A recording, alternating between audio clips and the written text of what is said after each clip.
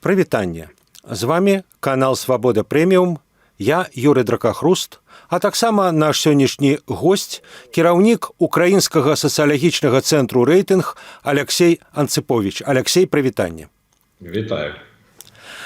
Алексей, я прапаную пачаць з самых свежых дадзеных вашых апытанняў і, магчыма, з самай свежай украінскай сусветнай навіны, якая літаральна праз некалькі, магчыма, хвілінаў, магчыма, гадзінаў будзе прынятая, з'явіцца, а менавіта у той дзень, калі мы з вами размаўляем, Еўразвяз прымае рашэнне аб наданні статусу кандыдата ў звяз Украіне і Малдове.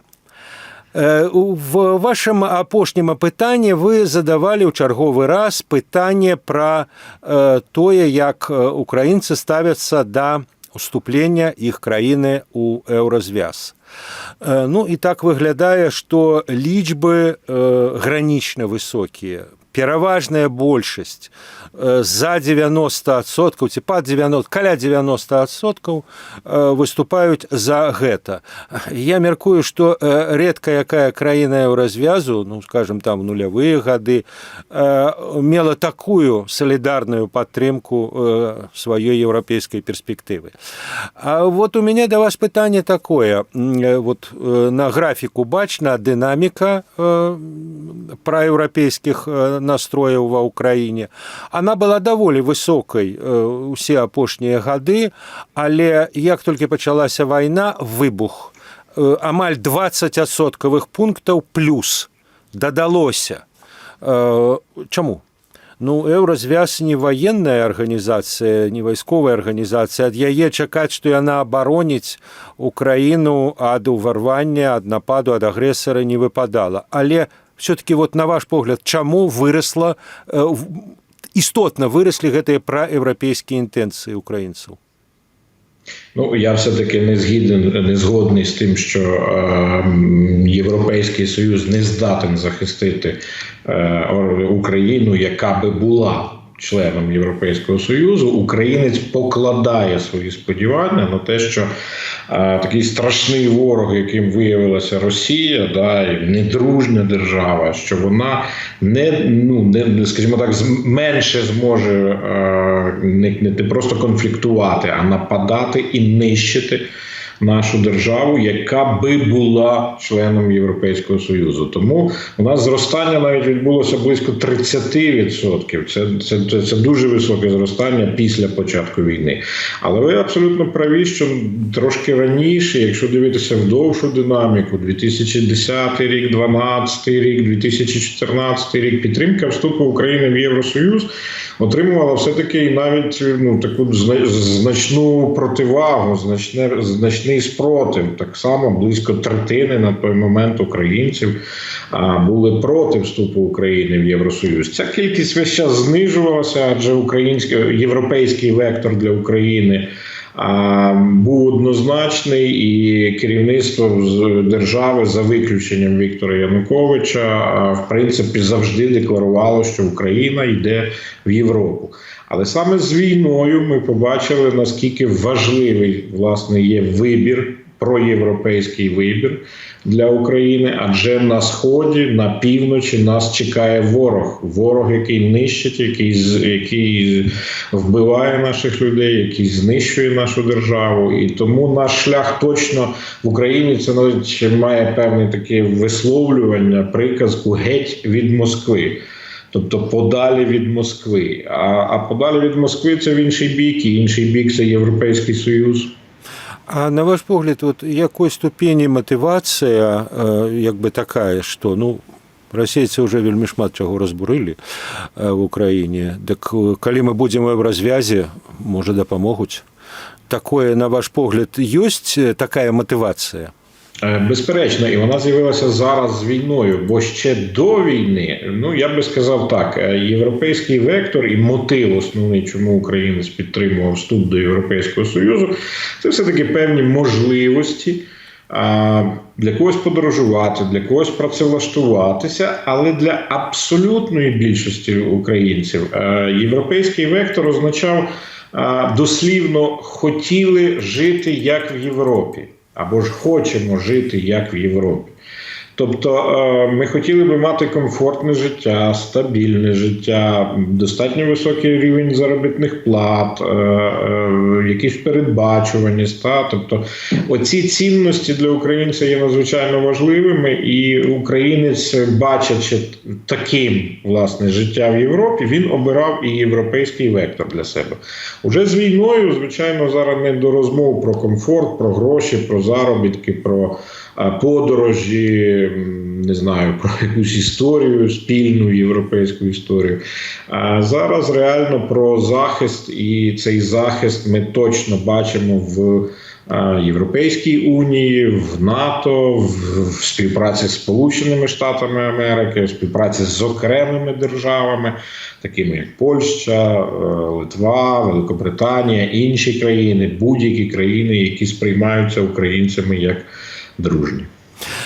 Алексей, а зараз про динаміку іншого показника. Ну, вот мы с вами говорили про то, что проевропейские интенции выросли. Падчас вайны, дзесьці да сярэдзіны сакавіка, вырасла колькасць людзей, якія адказвалі, што яны спадзяюцца, яны мяркуюць, што ўступленне Украіны в еўразвяз адбудзецца хутка. Некаторыя там казалі год-два, там да 5 гадоў, і гэтая частка там была вельмі вялікая ў сакавіку яшчэ, ў сакавіку. Але вот в вашым апошнім апытанні, ну вот гэтыя спадзевы на хуткае ўступленне, яны істотна знізіліся. Колькасць тых, хто лічыць, што ўсё ж такі Украіна хутка ўступіць, яна ўсё роўна больш за 50%, але істотна знізілася. За кошт чаго? Чаму? Это хода войны, это некие заявы украинской улады, это некие заявы еўразвязаўскіх прадстаўнікоў? Я думаю, тут всі чинники, які ви назвали, мають місце. Ну, але в першу чергу треба розуміти, що в березні місяці, коли ми заміряли це питання, був високий рівень емоцій. Війна почалася, українці були дуже наляканими війною, українці шукали захисту, і українці вірили, що ось, по-перше, ось війна закінчиться, а з іншого боку, ось європейці або ж НАТО вступиться за Україну і буде нас захищати. Як виявилось, протягом 4 місяців, і це абсолютно реалістична картина, за 4 місяці українець вже побачив, що ніхто, крім самого українця, не буде захищати нашу державу. І тому вступ до Європейського Союзу – це правильний вектор, залишається, але європейці ж не давали сигналу, що ми завтра готові вас взяти, Україну взяти до лав Європейської Унії. Відповідно, українець зрозумів, значить, це перспектива, яка однозначно нам потрібна, але вона буде розтягнута в часі. Тут спрацювала, напевно, певна емоційність в більшій мірі, яка була присутня в березні, на відміну від червневих уже наших замірів. Це з одного боку. А з іншого боку, все-таки і дії Європейського Союзу, які були доволі інколи навіть непевними. Українець інколи в інформаційних потоках бачив інформацію, зустрічав інформацію про те, що Європейський Союз може і не прийняти Україну. Тут уже не про рік, 2, 5 років, тут в принципі чи нас візьмуть. І були певні сумніви, адже різні держави висловлювали різні точки зору. А ми, як українці, дуже багато зараз приділяємо міжнародній співпраці, чи міжнародним оцінкам, чи аналізу міжнародних заяв уваги. І, відповідно, ми все це бачимо. Кожна заява, чи лідера Угорщини, чи лідера Німеччини, чи лідера Франції, чи будь-кого іншого, вона дуже уважно спостерігається в Україні. Наступне питання про динаміку ставлення до НАТО. Ось на діаграмі бачно, що так само, як почалася війна, спачатку рэзкі скачок пранатаўскіх сімпатыяў, пранатаўскіх інтэнцыяў. Потым у сакавіку істотнае падзенне, ну, не да нуля, не да 50%, але заўважнае. А потым ізноў пад'ём. Потым пад'ём да таго ж узроўню, які он быў ад самага пачатку вайны. Вот это вот як бы провал. Чым он тлумачыцца? Чаму вот спачатку вверх, потом вниз, і потом, ну, фактычна вяртанне да ўзроўню канца лютага, пачатку сакавіка? Ви знаєте, в період якраз зниження рівня підтримки НАТО, тут я би говорив про два фактори. Перший фактор – це те, що дуже багато в Україні обговорювалося питання мирних домовленостей з Росією. І однією з вимог, які ставились, ну, щонайменше так говорилося в засобах масової інформації, однією з вимог, яка ставила Росія до України для того, щоб підписати якісь мирні угоди і перестати воювати, була вимога не вступу України до НАТО. Відповідно, суспільство, ну добре, політики, влада, експерти, засоби масової інформації і, як наслідок, і все суспільство дуже багато обговорювали, власне, це питання. Чи потрібно Україні відмовитися від вектору вступу України до НАТО ради того, щоб про щось домовитися з Росією. Такі питання фігурували, вони частково, можна сказати, так розколихували український соціум, громадська думка весь час бурлила щодо цього. І на цьому фоні, звичайно, коли нас ще і не брали в НАТО, нам не давали зброї достатньо, нам не забезпечували тих запитів чи потреб, які виставляла Україна стосовно захисту, українці перестали, дещо менше почали дивитися в бік НАТО як можливого захисту від російської агресії.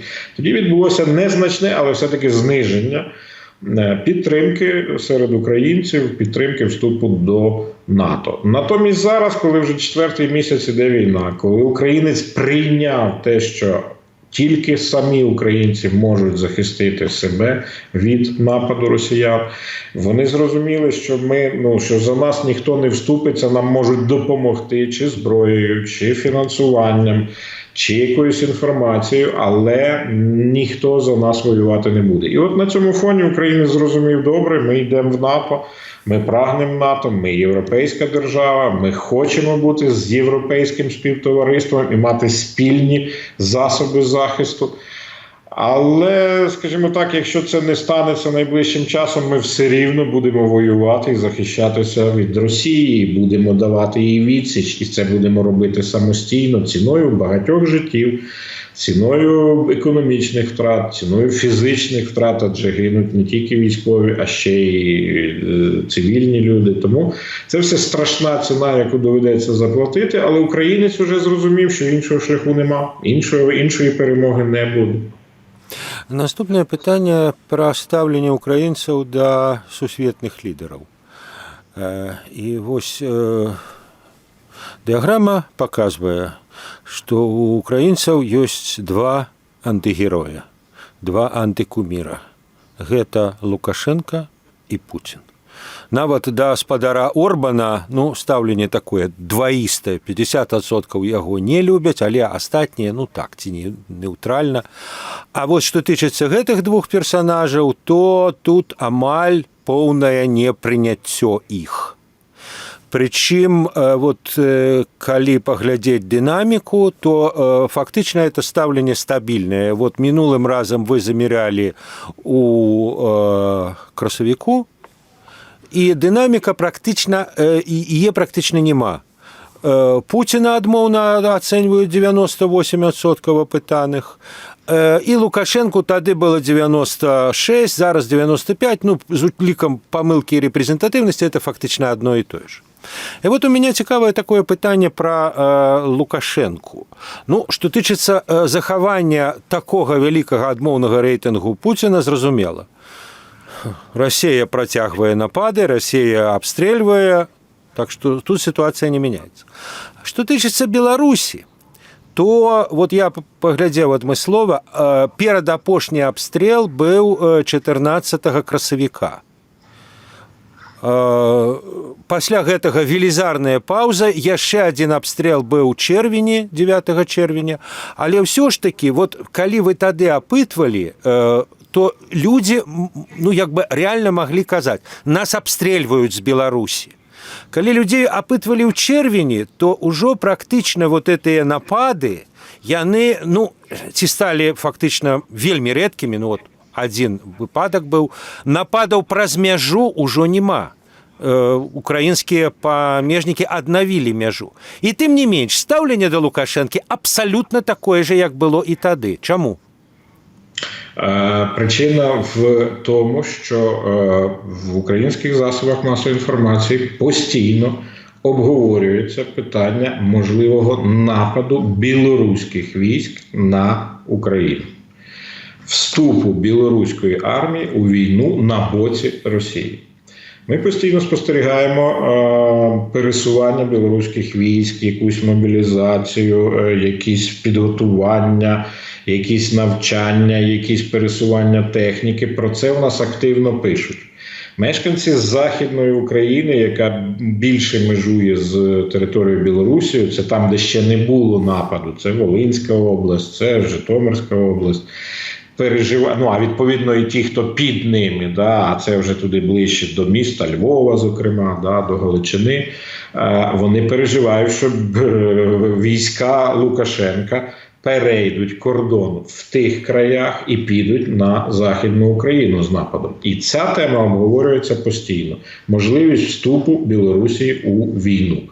Це тільки один момент, я називаю. Іншим моментом є, там, наприклад, сьогодні в нас фігурувала інформація, що Лукашенко може надати зброю, танки, техніку росіянам і відправить це на схід України, да, на територію Донбасу, щоб цією технікою і зброєю, і снарядами обстрілювали нас самі росіяни. То на цьому фоні, перепрошую, хто тоді є Лукашенко? Він однозначно залишається ворогом для українців. І я вже мовчу про ті навіть періоди, коли обстріли велися з території Білорусі, так, і було вторгнення з території Білорусі, зокрема на Київщину. Хто обслуговував аеродроми, на які літали, сідали і злітали російські літаки? Їх обслуговували Білорусі, білоруські військові. Хто обслуговував, не обслуговував, а хто лікував поранених? Цим займалися білоруські медики. Відповідно, ми бачимо, що дружніх кроків з боку Білорусі, точніше кажучи, ми не бачимо. А отже, як може змінитися чи покращитися ставлення до Лукашенка? Лукашенко, я думаю, вже не зможе покращити своє ставлення. Тут можна говорити про покращення ставлення до білорусів як народу, адже воно було до недавніх пір недостатньо, а надзвичайно позитивним. Близько 80% українців позитивно ставилися до білорусів, решта, чи там близько 70, чи понад 70%, а решта нейтрально ставилися. Негативного ставлення до білорусів в українців не існувало. Ми були дуже дружні налаштовані. Так? І зараз у нас позитивне ставлення залишилось на рівні 22%. Тобто тільки кожен п'ятий українець позитивно продовжує ставитися до Білорусі. Решта перейшли в категорію там, нейтрального ставлення, третина однозначно негативного. І це я посилаюсь на дані ще квітневі. А зараз, коли ми вже в червні говоримо про можливий напад білоруської армії на територію України, так, вступ білорусів у війну, ну, то я думаю, зараз, якби я зробив опитування як соціолог щодо ставлення українців до білорусів, я припускаю, що може вже й половина українців негативно ставилися до Білорусі. Тобто ваш прогноз, динаміка буде відмовною? Динаміка однозначно буде негативною, адже останній місяць, ну, щонайменше мешканці Західної України весь час обговорюють можливий напад білорусів власне, білоруської армії, і якраз в ті території Західної України, які межують з Білоруссю. Це постійна тема. Україна цього боїться, адже це подвоює все-таки наші зусилля. Це очередна небезпека, це очередні смерті, це дуже важко. І ми і так несемо важкі втрати на Сході, на півдні України, а тут ще відкриється Західний фронт з білорусами. Ми до цього готові, однозначно, українець буде боронити себе. Хотілося б припускати, і про це також говорять, що самі білоруси, самі білоруські військові не захочуть воювати проти українців. І тоді, можливо, якось це буде якимсь полегшенням. Але такий страх, така тривога зараз в українському суспільстві присутня. Алексей, вы вот уже перешли до темы ставлення фактично до громадянів Білорусі, до жихарів Білорусі, до білорусів, прямо скажем. І сапраўды, вот эта структура адказаў у красавіку, вашым красавіцкім апытанні, гэта 22 теплое ставление, 42 адмоўна и 33 42 нейтрально и 33 адмоўна. Прохладно, холодно. Так вот, калі параўнаць со ставленнем до расейцаў, вот красавік 21-го, красавік 22-го. До расейцаў тады кепска ставіліся 40%, у красавіку сёлета 70, 10 амаль у 2 разы. А до беларусаў тады 4, зараз 33, амаль в 10 разоў. Вот чаму так? Чаму да расейцаў больш не вырасла? І чаму да беларусаў так шмат вырасла? Ўсё ж такі, як бы беларускую тэрыторыю выкарысталі, але самі беларусы не воевалі. То есть вот калі браць як бы рост негатыва, то ён адносна беларусаў 10-кратны. Я не кажу, что это неправильно, я просто пытаюся чаму, і калі вот параўноўваць з ростам негатыву да расейцаў, то адносна беларусаў ён значна большы. Чому? Ви знаєте, я би вам для ілюстрації навів цифри березневого опитування. Я не знаю, чи ви їх бачили, вони також є в нас на сайті оприлюдненими. Ми запитали українців, хто в більшій мірі винен, чи хто винен в тому, що в нас йде війна з Росією. І ми запитали, російська влада скоріше винна, чи російська влада і народ в однаковій мірі винен. І те саме ми запитали, наскільки є вина, власне, білоруської влади, чи білоруської влади і народу є однакова вина. Так от, якщо щодо росіян, там близько 55, здається, відсотків, тобто трошки більше половини вважали, що винна більше влада російська, але майже стільки ж, трохи менше 50% казали, що винен і народ, і влада. Це щодо росіян. А от тобто пів на пів. А от стосовно білорусів, 3/4 вважали, що винен в недружньому, власне, поводженні. Да? Ми не можемо говорити, що Білорусь напала на Україну, але стосовно участі білоруської території у війні на боці Росії, да? 75% сказали, що винна білоруська влада, і тільки чверть сказали, що винен і білоруський народ поруч з владою. І от це, якщо 75 і 25, да, зараз вже через 3 місяці, да, ми спостерігаємо і боїмося нападу білоруської армії на територію України. Отже, ця чверть зараз виросла катастрофічно вгору, тому і динаміка негативного ставлення до білорусів як народу, який не зупинив не те що росіян, а навіть свого Лукашенка, свою армію від гіпотетичного наразі можливого нападу на Україну. Тобто, раз цей страх в українців присутній, значить, білоруський народ нічого не зробив для того, щоб, скажімо так, забезпечити невступання, нейтралітет Білорусі стосовно війни росіян проти українців. І яшчэ одно пытанне, Алексей, вы прадставілі мне дадзеныя вот пра гэта ваша красавіцкае пытанне, пра сувязь стаўлення да беларусаў, да грамадзян Беларусі і стаўлення да гістарычных наратываў. І там відавочна вельмі шчыльная сувязь, то есть чым бліжэй людзі да несавецкага, да антысавецкага наратыву, тым яны халадней, чым в сярэднім ставяцца да беларусаў. Ну, умоўна кажучы, тыя, хто, скажем, станоўча ставіцца там, да Бандеры, скажем, хто для каго свята 9 траўня гэта, ну, можа і не свята. То есть вот чым больш вот такіх пазіцый, тым далей. Умоўна кажучы, калі ў сярэднім 22% все ж таки ставіцца яшчэ цёпла. А вот в этих групах там 15-16, ну, справа ў тым, што ўсё роўна большасць украінскага грамадства складаюць людзі зараз уже не савецкага наратыву. І в этом сэнсе сярод тых, хто станоўча ставіцца да Беларусі, ўсё роўна большасць складаюць прадстаўнікі несавецкага наратыву. Вот. Але тым не менш, вот, чым, на ваш погляд, прырода гэтай сувязі? Чаму так? Чаму людзі савецкага наратыву все ж крыху лепш ставяцца да беларусаў?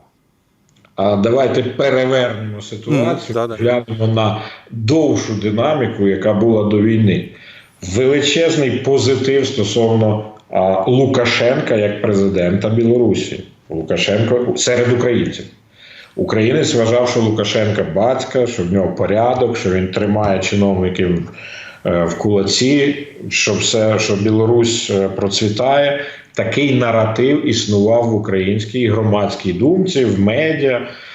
Ну, прекрасний образ просто президента своєї держави, який відстоює інтереси звичайних громадян і тримає все в порядку. Лукашенко був номер 1 в позитиві до певного моменту, напевно, до президентських виборів в Білорусі, коли були протистояння, коли були розгони, побиття мітингувальників в Білорусі. І українець тоді почав дивитися на нього вже як на диктатора. Да? І рівень позитивного ставлення до Лукашенка знизився. Ставлення до Білорусі до війни, далеко до війни. Абсолютно дружній братній народ. Ближчий нам навіть, ніж росіяни.